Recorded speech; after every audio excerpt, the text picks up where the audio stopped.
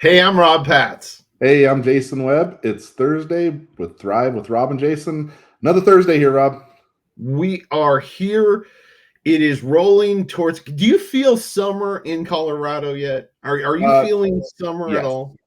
I am. It was very warm this past weekend. Got a lot of yard work done, and then it rained for 2 days straight. But man, summer is my favorite time of year. It's getting warmer. We're getting outside. I love being outside, especially here in Colorado. It's gorgeous with the mountains and stuff. So We do that. It's that spring. It's kind of schizophrenic here in Ohio right now. yeah, I mean, I'm going to be completely honest with you. Last week it was 85, which was really neat. Then on Sunday it was 54. And the heat came back on, because you set it high enough so the heat doesn't come on, yeah. and all of a sudden the heat pops on, and it's cold. Oh yeah. And then we've gone through a couple of little storms, and had a major amount of rain, and now this weekend it's going to be beautiful and back up into the 80s. So See, welcome to Ohio. a little As schizophrenic. what It is like that here too, Rob. That's why I got my long sleeve shirt on today because it does get a little chilly. He is king.life. Got our Yes. shirts right. Awesome shirt. Awesome shirts. Hey, listen, we appreciate if you guys would go check out the QR code and really look at their stuff. They've got great merchandise. Of course, Jason still hasn't sent any to me, so I We're would working have on it. no idea. I did talk to them. They're on their way. Sure. Yeah, keeping the long sleeve shirt for now, but tomorrow it'll be t-shirts. So Yes. check it out. ATV10 is the code to get you a discount being a listener, viewer of our show. We'll keep the QR code up in the top corner of the screen so you can check it out. So he is king.life. That is a great, and they are a great part of what we do here at Thrive and of course Abundant TV. And if you're watching this on replay, or any other way through the app or whatever, of course this show will debut on the network tomorrow for the first time, 12 p.m. Eastern time, 9 o'clock if you're out on the West Coast. And we have a lot of fun. Really great viewership on that. And then, of course, again, it's also Monday nights at 9:30 p.m. And we want to tell people how we appreciate them watching each week as we do the show. And I had somebody ask me the other day, and so I'm going to ask you the question because it made me think. So really, what are you trying to accomplish with Thrive? And I said, I don't really know if we ever have anything like that. I jokingly told them that. But our real goal, and I think you would agree with this, is we want people that are in business to know that they can thrive. Yeah, completely. We want them to know that they can actually marry their faith with their business and bring God and Jesus into their life, business, all of these things that we talk about, and really just show that it doesn't have to be an exact certain way. It's just about living life like Jesus with our businesses and doing it all together while still having fun. Like we banter, we talk, we bring on some amazing guests that we talk about their stories, and it's never perfect, as we know this, as we're not perfect. It's talking about their failures and their the issues that they've had, but then also seeing them thrive within their businesses and life. So it's just bringing real life to the air and to our viewers. That is so true. And for us, of course, you can't talk about this week without talking about our moms. Yes. Coming up, it is Mother's Day. If you haven't made reservations, I would recommend making reservations somewhere today. And thank me later because it's going to fill up. And so we're thankful for our moms. For me, this is my first Mother's Day without my mom, which is going to be kind of different. And so if you're one of those people who over the last few years may have lost your mom, understand that it's tough, but at the same time, it's been kind of neat. And I know Jason talks about his mom too. Is same thing, is she's made a big impression on your life, and even though they may not be daily in your life anymore, they are still there. Mm-hmm. No, completely. And yeah, happy Mother's Day to my mom. I know you're probably listening or watching out there, and to all the moms out there. But they've guided our lives, whether they're our actual moms or mother figures within our lives. Had a lot of those as well, and just all of those women, thank you so much. You know, it's a time to celebrate. And I think, Rob, you're probably hinting at me to get those reservations ready I for am. Sunday. I am, because Jason told me ahead of time he still didn't have reservations. I actually got my reservations because I'm so blessed. And you talked about other mothers. I have an amazing mother-in-law, and I'm thankful for her, because that's how she of course gave birth to my wife. Yeah. And so I am very blessed. And so we're going to go and celebrate Mother's Day for her. She isn't watching because she really doesn't like me. No, she does like me. She just doesn't watch TV that much. Yes. But it's going to be a great Mother's Day. And for us, it's kind of a neat tradition. And we don't get to do this all the time, but we're actually going to the facility where Kristen and I had our reception after our wedding. Oh, really cool. And so they were doing Mother's Day every year as a brunch, and then they stopped for 1 year, which was really a bummer. And now they're back, and so it was neat, and it was funny because of course our story, Chris and I, the original plan was to be married in December, but because of COVID, we had to kick it back all the way to September of the following year. Mm-hmm. And so Kristen wanted a Christmas theme. She loves Christmas. So we had a Christmas themed reception. And the lady goes, "Oh, I was making reservations." She goes, I said, "My name's Rob." And I started to spell my last name because no one can spell it. And she goes, "Oh, I know you. I was your advisor while whatever they call it, planner, the coordinator." Yeah, coordinator. That's what I was looking for.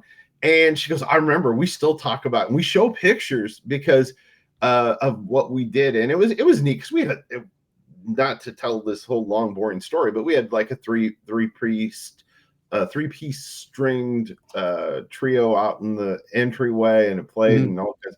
I should show pictures. It's very cool. You have to show some pictures time. That's pretty fancy, Rob. Yeah, but you are fancy. It is. Well, it's the way I roll. It wasn't me. It was my wife. It was. But there were Reese's peanut butter cups there because I love Reese's peanut butter cups, and Cracker Jacks because my wife loves baseball. And of course, Jason always loves to talk about his favorite baseball team there in Denver, the Colorado Rockies, who you and I joke. I need to put my paper sack over my head. No, but we joke about playing sports and that I think I could play for the Rockies. I watched some of their highlights last night.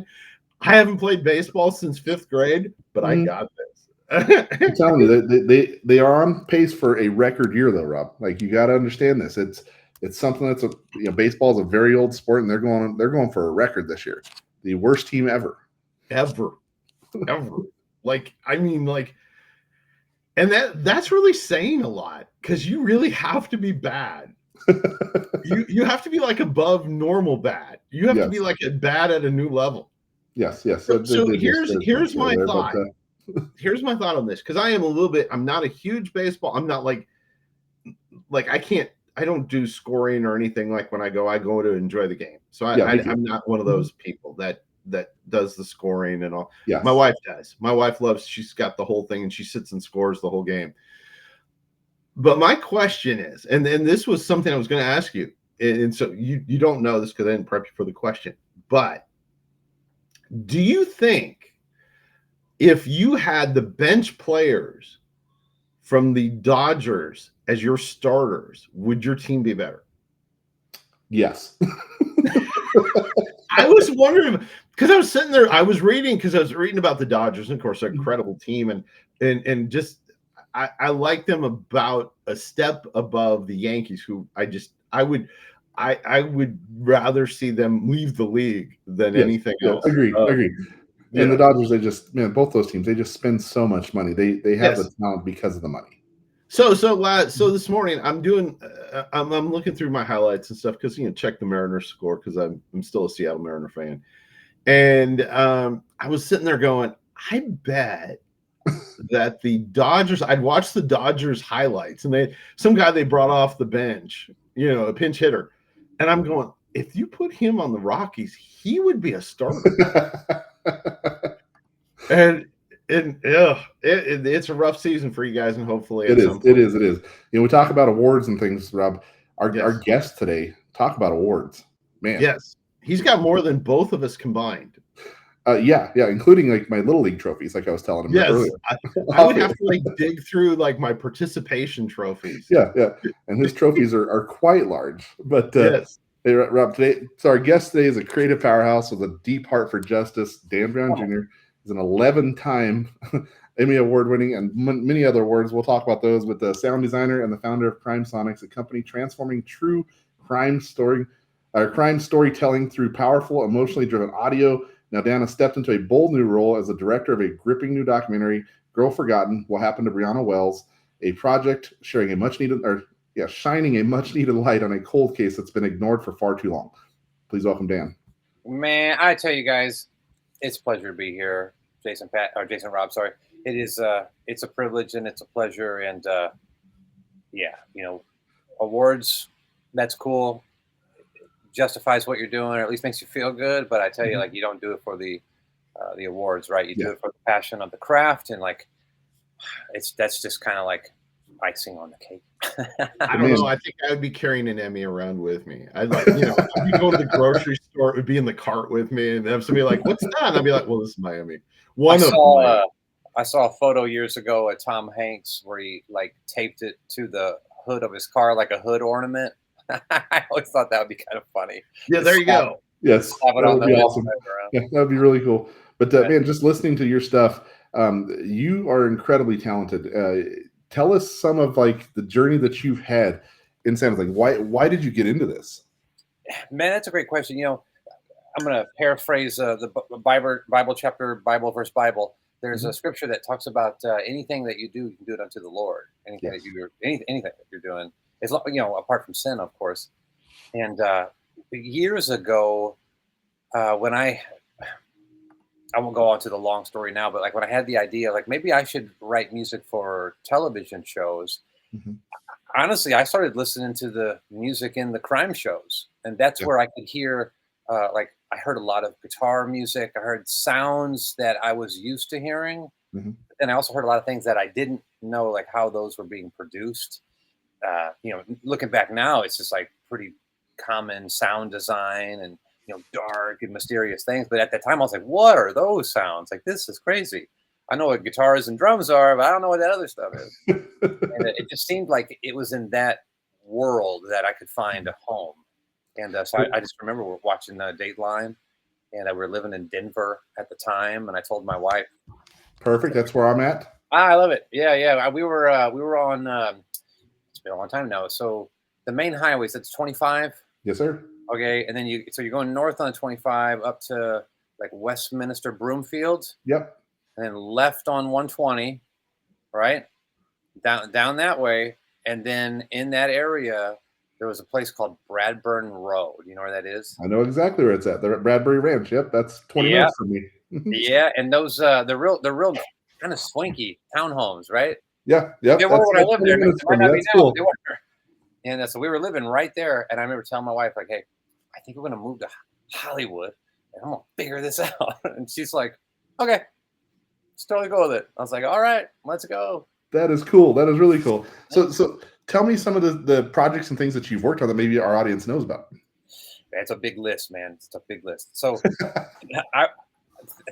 recently, the thing that was kind of a surprise to me was I make a lot of sound effects in our space, and one of them was just used in the latest Planet of the Apes film. Which one was it? Like Rise of the Planet of the Apes? Whatever the recent one was.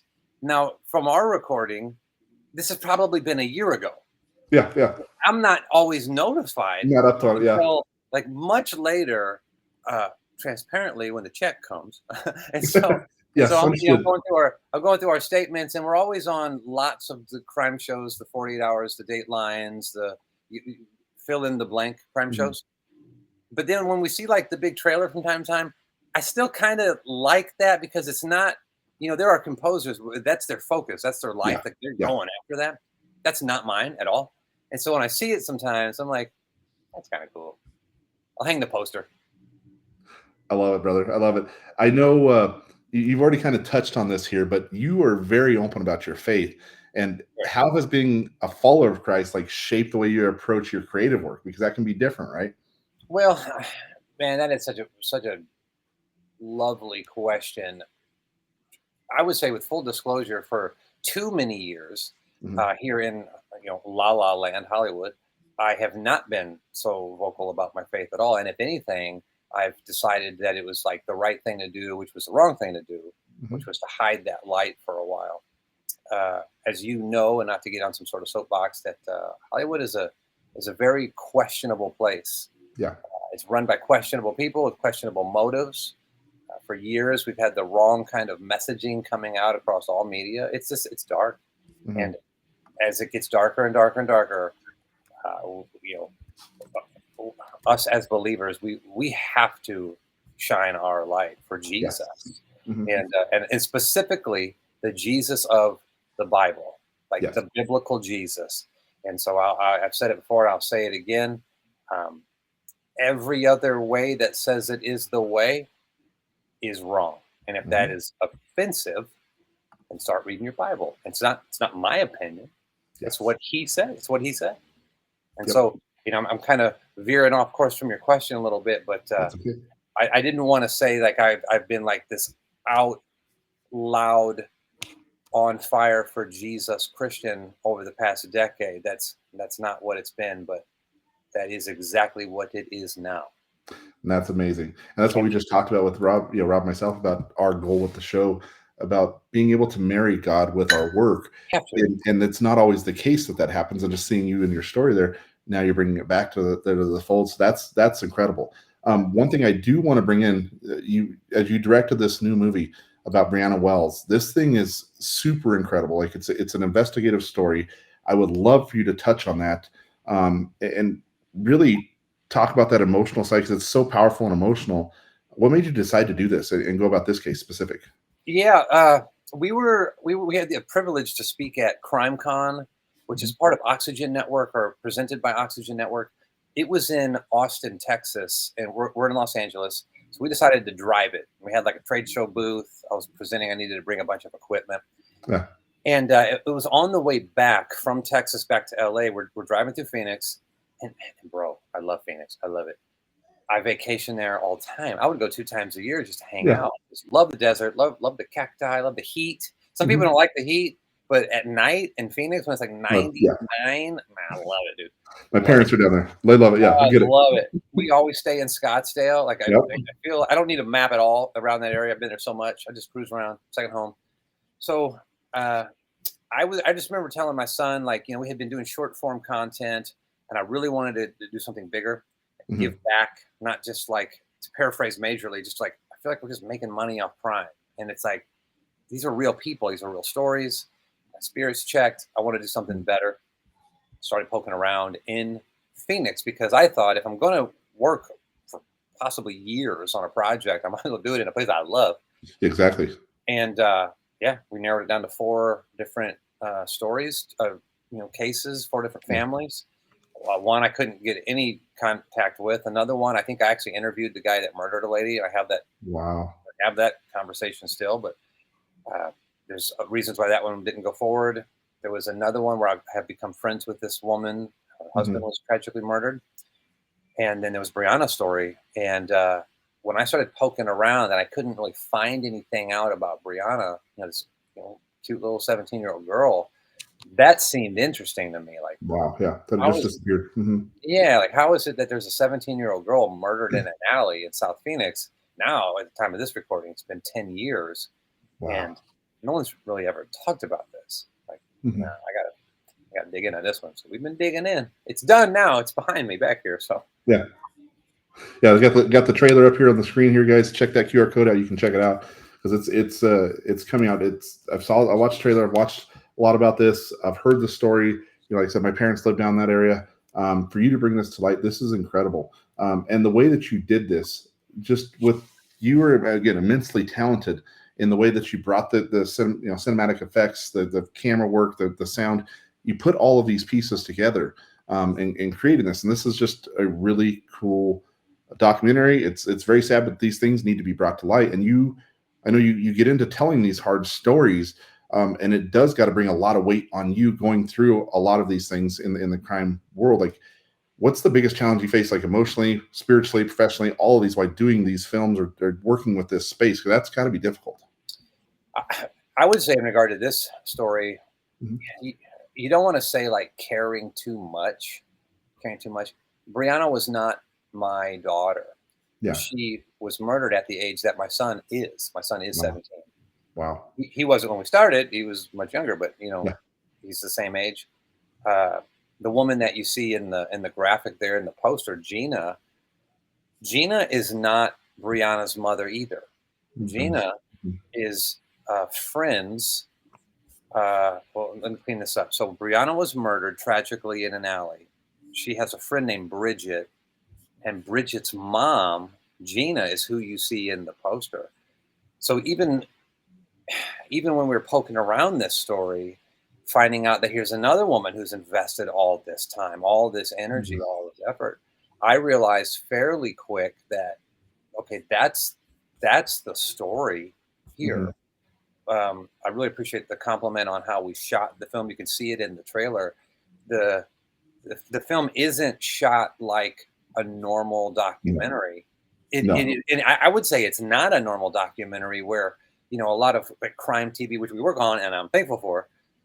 They have like a formula, which is like, Mhm. bam, this is where it happened. This is who it happened. This is how it affected. Here's the suspect. Here's their, investigation and apprehension, the arrest and the charges and the trial and the outcome and boop, next episode. This is unsolved. And when I learned that it wasn't the family that was investing so much time, energy, effort, and money, it was this woman, Gina. Mhm. I was like, okay, there's something really interesting and off here. Yeah. I didn't expect it to be a 4-year project, and Mhm. there's all kinds of reasons why it took as long as it has taken. But I'm glad that we are right at the finish line. That's awesome. As you develop this, I'd like you to touch on, like you already did a little bit, what sets this apart, and then also how do you hope like our audience feels that watches this? What steps do you want them to take? Like, how do you want them to interact with this? Man, great questions. I love it so much. The takeaway, that'd be probably the most important thing. Yeah. It is solvable. It is solvable. And the reason why I say that is I truly believe that we have solved it. And that's why I say it's solvable. Uh, Over the years of digging into this, and we have everything. We have all of the police reports, toxicology, crime scene photos, medical examiners, her autopsy, through a network of just, which I shouldn't have. I have Brianna's journals. Mhm. I have uh, hundreds of photos from her funeral. Wow. We obtained video that, I mean, it's tragic, man. Like, it's tragic stuff. Like, we have Mhm. interviewed more people about Brianna's homicide than the Phoenix Police Department, and that's not hyperbolic. That is fact. Wow. There That were is incredible. Yeah. names in police reports Mhm. pertaining to Brianna's story that there was never an interview. We Oh my tracked gosh. him down and we interviewed him. And sometimes, and oftentimes, which we will show that in like some behind the scenes stuff down the road, which we're going to work on, Mhm. we had to hire the most incredible security company in Phoenix called Delta Security. Shout out to them. This film would not have been possible without them. And I mean, we're doing interviews with active gang members. It's 2 a.m. We're down there with guys in Wow. tactical gear. What's the takeaway? The takeaway should be a big question mark. Like, what is going on, Phoenix Police? Why will you not just like take the information that we have, the Mhm. documentary that we have, take this information and charge this guy? Here's the other thing. We tragically, during this investigation, we had someone email us and said, I see somebody in the trailer that I Mhm. don't think should be in your film. And the reason why is because I know that they do things with children that they shouldn't do. Got And the it. reason why I know this is because that person's my dad, and that person did it to me. Oh, geez. So we uncover that, and Mhm. then we find out about, and I don't know what platforms this will always be on, so I'm trying to like keep Yeah, the of course. you keep the language right, the person that we truly believe that murdered Brianna, we know that he also forced another young lady to do things with him that she didn't Oh my want gosh. to do. And that's never been reported. And Yeah. that woman has never told anybody Oh my gosh. except to us.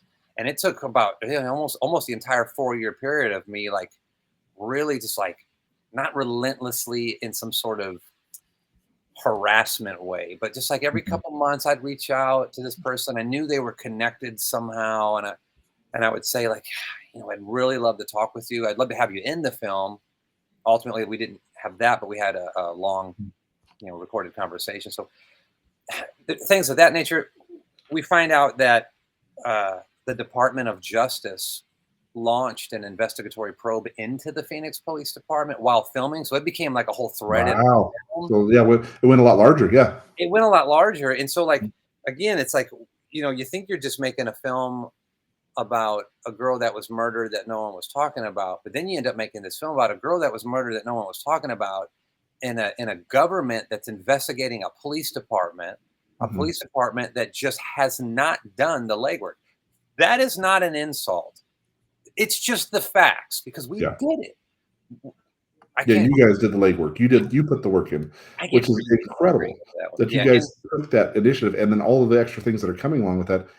Those are revelations that are amazing. Like this stuff that you're bringing is incredible, and bringing things to light. That's biblical, right? Bring all the things in the dark to light. Yeah, and actually, the scripture. There's actually a scripture at the end of our film, and it says, "This is the verdict that those who do evil do not want to come into the light because they know within the light that their evil deeds will be shown up." Love it. I love it. And this entire film, I feel, is that we brought light. Where can people consume this video? Where can they watch the film? Yeah, everywhere soon. I love it. Everywhere soon. So to give a great update again from like the time of our recording, film is done, all of it. It took 13 months to edit. We started with over 67 hours of footage. Oh, geez. We whittled it down to this cinematic documentary. There's not a boring moment in it, and it still clocks in at just over 3 hours. Oh, wow. But like the stuff that you get to be a part of in this, like for example, like behind me right now, you can kind of see it's blurry. Yeah. But, even what's happening on the screen right now is we're in South Phoenix. It's I think probably 2 a.m, and Gina's out there with flyers, and she will talk to and walk up to anyone. If you look like a gangbanger, a prostitute, a drug dealer, it was like she was willing and did and does everything that a mom would do, and it's not even her daughter. I love it, man. Where can everybody see it? Everywhere soon is the goal.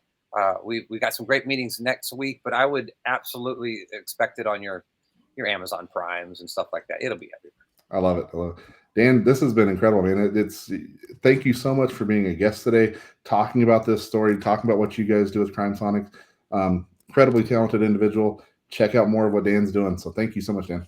Absolutely. Yeah, thanks, Dan, so much. We appreciate you, and thank you for doing what you're doing. Yes. Put your faith in Jesus.